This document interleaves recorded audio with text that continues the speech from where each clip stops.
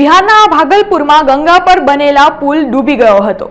જેને લઈ વિપક્ષ પર ભાજપ દ્વારા આકરા પ્રહાર કરવામાં આવ્યા હતા અને બિહારમાં લાંચ વગર કામ ન થતું હોય તેવા આક્ષેપ લગાવવામાં આવ્યા હતા। આ ઉપરાંત બિહારના વરિષ્ઠ ભાજપના નેતા અને ધારાસભ્ય સંજયભાઈએ જણાવ્યું હતું કે બિહારમાં ભ્રષ્ટાચારની ગંગોત્રી વહી રહી છે। નીતિશ કુમાર પણ તેમની સાથે જ છે અને આખા પરિવાર ઉપર સતત સીબીઆઈ અને ઈડીની રેડ ચાલી રહી છે અને તેની તપાસ પણ થઈ રહી છે, તો તેવા આકરા પ્રહાર કરવામાં આવ્યા હતા। टेलीमेडिसिन की सुविधा दूर दराज के गांव में भी सूरत के अंदर कोई टॉप मोस्ट डॉक्टर बैठा है तो उसको जो है कांटेक्ट करने की सुविधा की उसको फैसिलिटी है।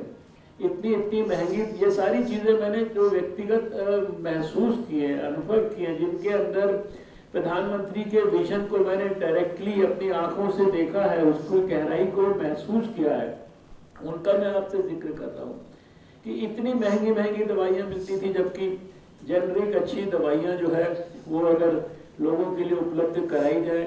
तो 50% से 90% तक दाम कम हो सकता है। आज देखते ही देखते 10,000 से ज्यादा स्टोर जो है प्रधानमंत्री जी ने देश में जन औषधि के खुलवा दिए।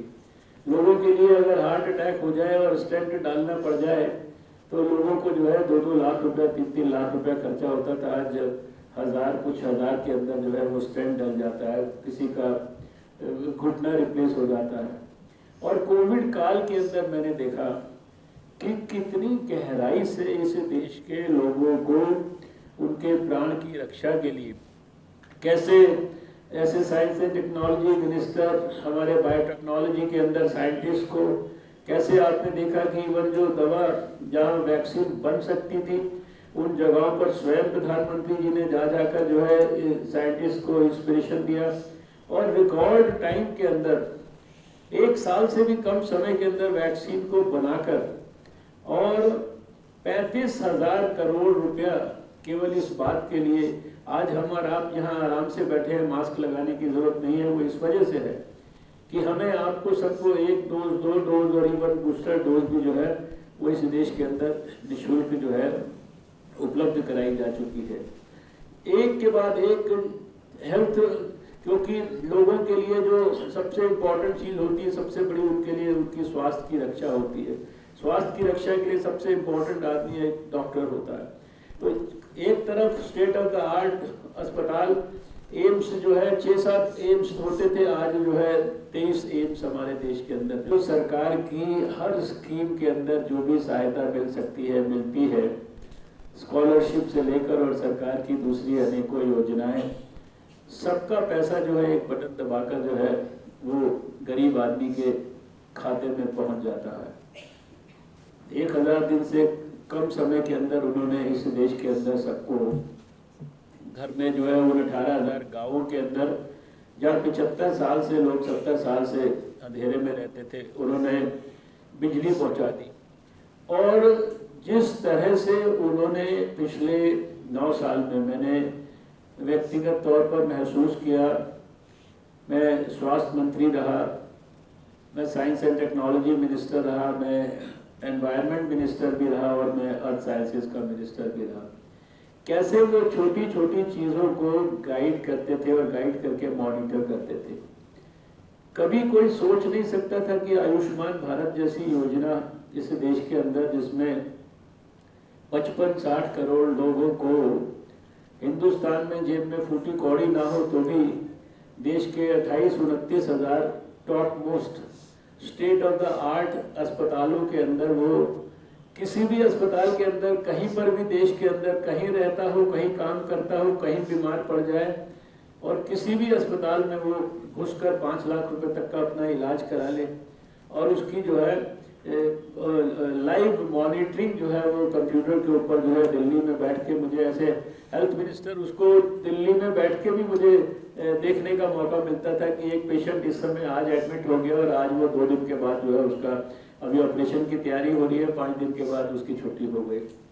ये कोई साधारण बात नहीं थी। देश के अंदर 1.5 लाख से ज्यादा जो है हेल्थ एंड वेलनेस सेंटर्स का कंसेप्ट और उन हेल्थ एंड वेलनेस सेंटर्स के ऊपर करोड़ों लोगों की, जिसे कहते हैं कि करोड़ों लोगों की एक बेसिक जो बीमारियां हैं, डायबिटीज है, हाइपरटेंशन है, आप जानते हैं कि कैंसर ब्रेस्ट है, कैंसर सर्विक्स है, ये ऐसी बीमारियां हैं कि समय पे अगर इनका डायग्नोसिस हो जाए, इनकी स्क्रीनिंग करके, तो इनके इलाज के माध्यम से हम बहुत कुछ जो है बहुत समय पर जो है उसको ठीक कर सकते हैं। आज करोड़ों लोगों की देश भर के अंदर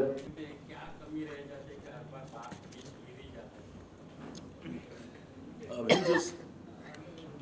मैं सभी का स्वागत करता हूं, और अभी पिछले विधानसभा में मार्च में उस ब्रिज के बारे में, उसमें इतना भ्रष्टाचार हो रहा था, रूलिंग पार्टी के वहाँ एमएलए थे, उन्होंने उठाया था मामले को, और जो पथ निर्माण मंत्री हैं, जो तेजस्वी यादव जी जो उप मुख्यमंत्री हैं, वही उस विभाग के मंत्री हैं, उन्होंने सरकार का बचाव किया और सकारात्मक जवाब दिया कि नहीं सब ठीक है, और 2 महीने के बाद ब्रिज गिर गया। यह जो सरकार है वह जो भ्रष्टाचार की गंगोत्री है, नीतीश कुमार उनके साथ मिलकर जो है अभी सरकार चला रहे हैं, और उन्हीं के पास 5-5 जो कार्यकारी विभाग हैं, जो पथ निर्माण विभाग, ग्रामीण कार्य विभाग, जो स्वास्थ्य विभाग, नगर विकास विभाग, ये 5 विभाग केवल एक तेजस्वी यादव के पास जो है, जो माननीय उप मुख्यमंत्री बिहार के हैं, उनके पास यह विभाग है। उनको रिव्यू करने की फुर्सत नहीं है, क्योंकि सीबीआई, ईडी,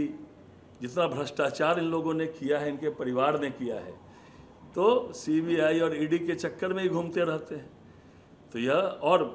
जब इसका एक पार्ट गिरा था 1 साल पहले, तो उस समय इसकी जांच की गई थी, और जांच में जो खामियां था उसके रिपोर्ट आया, और बिना उस रिपोर्ट पर कार्रवाई किए हुए उन्होंने फिर से उसको जो है सिंगला कंपनी को फिर से निर्माण की अनुमति दे दी, और अभी वो 1700 करोड़ का ब्रिज ऐसे धराशायी हुआ है। तो जो हम लोग को जो पहले की जो सरकार थी 17-18 साल पहले, जो 15 साल लालू यादव और उसके परिवार ने राज किया, फिर से बिहार उसी भ्रष्टाचारियों के हाथ में है। इसलिए पूरे बिहार में भ्रष्टाचार व्याप्त है। पंचायत से लेकर राज्य स्तर पर कोई भी काम, या पंचायत में हो, या ब्लॉक में हो, या जिला मुख्यालय में हो, या प्रदेश में हो, बिना घूस दिए हुए कोई काम नहीं हो रहा। आम जनता वहाँ त्रस्त है, और पैरेलल शराब की पैरेलल इकोनॉमी वहाँ चल रही है।